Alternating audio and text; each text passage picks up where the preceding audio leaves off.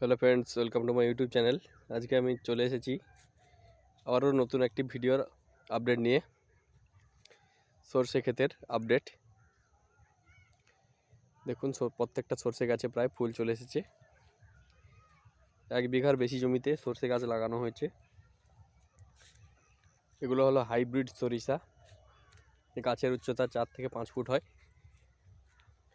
এই যে ফুল ধরেছে, এগুলো বাড়তে থাকবে আর ডালপালা ছাড়তে থাকবে। দেখুন সরষে ফুল।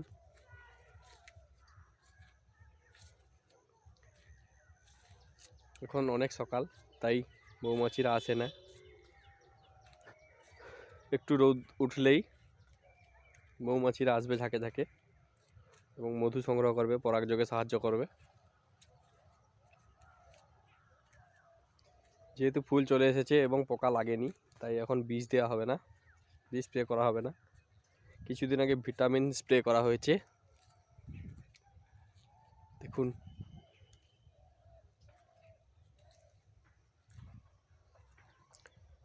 মাঠের পর মাঠ, শুধু সরিষা আর সরিষা।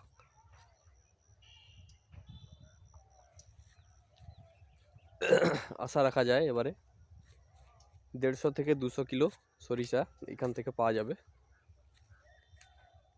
যদি পরিবেশ ঠিক থাকে এবং সব কিছু যদি ঠিকঠাক থাকে। তবেই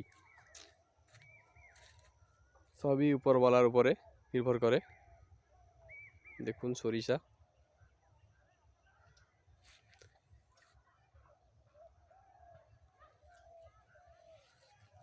এই দেখুন ফুলের সাইজ, এই কুড়ি। এই ডালপালা ছেড়েছে সরষে গাছ, আরও ছাড়বে, আরও ছেড়ে লম্বা হতে হতে অনেকটা লম্বা, 4 থেকে 5 ফুট লম্বা হয়ে যাবে। আগের বছরও সরিষা চাষ করা হয়েছিল, আগের এক্সপিরিয়েন্স আছে অনেকটাই। কিন্তু আগের বছর প্রায় অর্ধেকটা জায়গায় সরিষা চাষ করা হয়েছিল এবং সেই যে ব্রিডটা চাষ করা হয়েছিল তার কোয়ালিটি তেমন একটা ভালো ছিল না, তাই ফলনও কম ছিল।